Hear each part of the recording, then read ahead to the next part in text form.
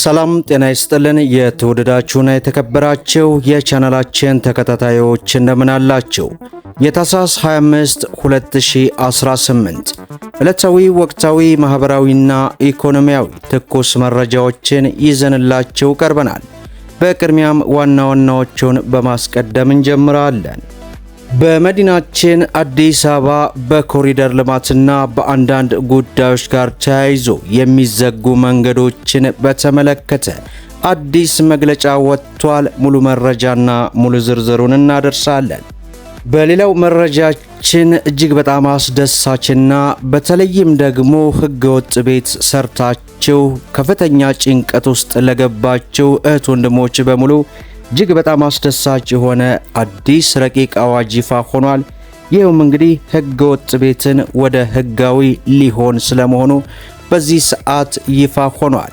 ከዚህ ጋር ተያይዞ ያለውን ሙሉ መግለጫ ወደ እናንተ እናደርሳለን።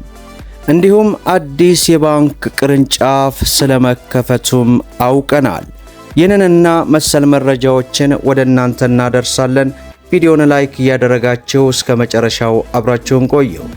በቅድሚያም በመዲናችን አዲስ አበባ ላይ ከኮሪደር ልማት ጋር በተያያዘ የሚዘጉ መንገዶችን በተመለከተ አዲስ መግለጫ ወጥቷል። የአዲስ አበባ ከተማ መንገዶች ባለስልጣን እንዳስታወቀው ከዛሬ ጀምሮ እስከ እሁድ ታህሳስ 26 ቀን 2018 ከእንግሊዝ ኤምባሲ ወደ 22 የሚወስደው መንገድ ለትራፊክ ዝግ ተደርጓል። ከእንግሊዝ ኤምባሲ በ22 ኤድና ሞል የሚያደርሰው መንገድ ከዛሬ ጀምሮ በከፊል ለትራፊክ ዝግ ተደርጓል።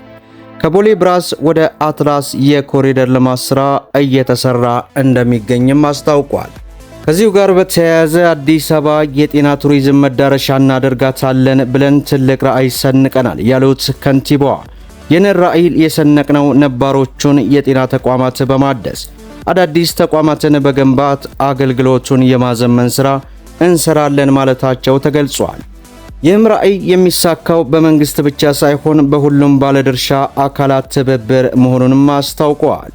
በአዲስ አበባ ከተማ የ3 ተርሸሪ ሆስፒታል ግንባታ እየተጠናቀቀ መሆኑን ገልጸው ለሆስፒታሎቹ ግብዓት የሚሆኑ እንደ ሀባሪ ሜዲካል ፕላዛዎች፣ ሌሎች አገልግሎት ሰጪ ተቋማት ያስፈልጉናልም ነው ያሉት።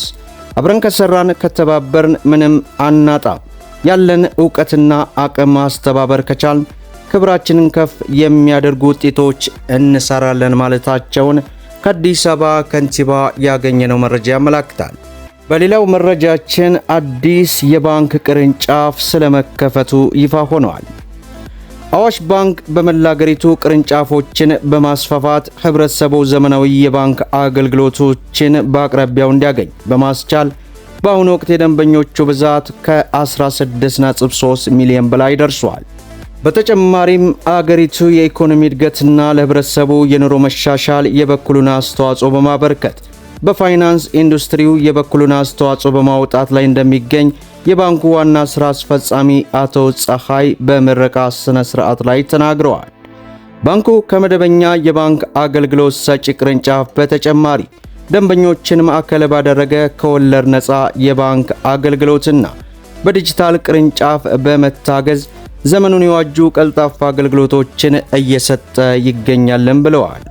አዋሽ ባንክ የጃርሶ ቅርንጫፍን ከመክፈት በተጨማሪ የአካባቢውን ማህበረሰብ ኢኮኖሚያዊ ተጠቃሚነት ለማረጋገጥ ለሀገር ብዙ ውለታ የዋሉ የሀገር ባለውለታዎች ላፈራው ለጃርሶ ሁለተኛ ደረጃ ትምህርት ቤት ግምታቸው በብር 1,300,000 ዋጋ የሚሆኑ ብዛታቸው 25 የሆኑ ኮምፒውተሮችን ማበርከቱ ነው በዚህ ሰዓት የተገለጸው።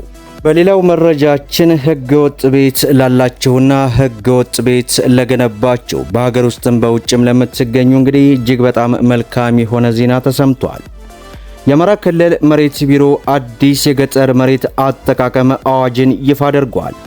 በዚህም መሰረት አዲስ የገጠር መሬት አስተዳደርና አጠቃቀም አዋጅ የተካተቱት 6 ወሳኝ ነጥቦች በዝርዝር ተቀምጠዋል። በአዋጁ ካሁን በፊት ተግባራዊ በተደረጉ የገጠር መሬት አስተዳደርና አጠቃቀም ህጎች ያልነበሩና የገጠር መሬት ባለይዞታዎችን መብትና ጥቅም ለማስፋት በግል ይዞታ ላይ የለማን የማይንቀሳቀስ ንብረት መሸጥና ማስተላለፍ እንዲችሉ ይፈቅዳል።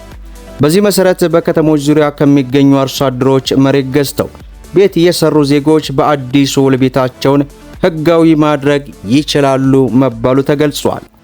የመሬት ባለይዞታዎች መሬቶቻቸውን በስጦታ ይሁን በውርስ ማስተላለፍ የሚችሉ በገጠር መሬት አዋጅ ለተፈቀደላቸው የህብረተሰብ ክፍል ነበር። ይህ ከቤተሰቦቻቸው መሬት የማግኘት መብት ሊኖራቸው የሚገቡ የህብረተሰብ ክፍሎች ጥቅም ገድቦ ቆይቷል። በአሁኑ አዋጅ የመንግስት ሰራተኞችም ጭምር የቤተሰብ ውርስና በስጦታ መሬት ማግኘት እንዲችሉም ይፈቅዳል። ይህ በእንዲህ እንዳለ ለብድር ዋስትና ማስያዣነት በመጠቀም የብድር አገልግሎት ማግኘት የሚቻልበትን ድንጋጌም አካቷል። ይህም የክልሉን አርሶ አደር የብድር አቅርቦት ችግር መፍትሄ የሚሰጥ ነውም ተብሏል። በዚህ አስገዳጅ ሁኔታ የመሬት አስተዳደርና አገልግሎት አሰጣጥ ስርዓቱ ዲጂታላይዝድ መሆን እንዳለበት በግልጽም ተመላክቷል። በሌላ በኩል ጡረተኞችን ጨምሮ የግል ሰራተኞችን ተጠቃሚ የሚያደርግ አገልግሎት ሊጀመር ስለመሆኑ ተሰምቷል። ለመደበኛ ሰራተኞች ለሚሰጠው አገልግሎት ከ500 ሺህ በላይ ሰራተኛ መመዝገባቸውንና ተጠቃሚ መሆን መጀመራቸውም ተሰምቷል። ለመደበኛ ሰራተኞች የሚሰጠው ማህበራዊ የጤና መድን አገልግሎት ወደ ትግበራ ገብቶ እስካሁን ከ500 ሺህ በላይ ሰራተኞች መመዝገባቸው ነው የተገለጸው። በአጠቃላይ ከ63 ሚሊዮን በላይ ዜጎች በማህበረሰብ አቀፍ ጤና መድን ተጠቃሚ መሆናቸውን በዚህ ሰዓት የወጣው ሪፖርት አስነብቧል። የኢትዮጵያ መድን አገልግሎት በአሁኑ ወቅት ከ63 ሚሊዮን በላይ ዜጎች የማህበረሰብ አቀፍ ጤና መድን ተጠቃሚ ማድረግ መቻሉንም አስታውቋል። የአገልግሎቱ ዋና ዳይሬክተር እንደተናገሩት ተቋሙ ቀደም ሲል ከነበረው ኤጀንሲነት ወደ አገልግሎት አሰጣጥነት ከተቀየረ በኋላ እየተደራጁ በማስፋት 24 ቅርንጫፎችን በማድረስ እየሰራም እንደሚገኝ ገልጸዋል። በአሁኑ ሰዓትም አገልግሎቱ በሀገሪቱ ከሚገኙ ወረዳዎች 80 በመቶ ያሉትን ሽፋን መያዙ ነው በዚህ ሰዓት ዋና ስራ አስኪያጁ የገለጹት። በመጨረሻም የኢትዮጵያ ንግድ ባንክ በቅርቡ የቤትና የመኪና ብድር ፈላጊዎችን የሚያስተናግድበትን መመሪያ ማውጣቱን ይፋ አድርጓል።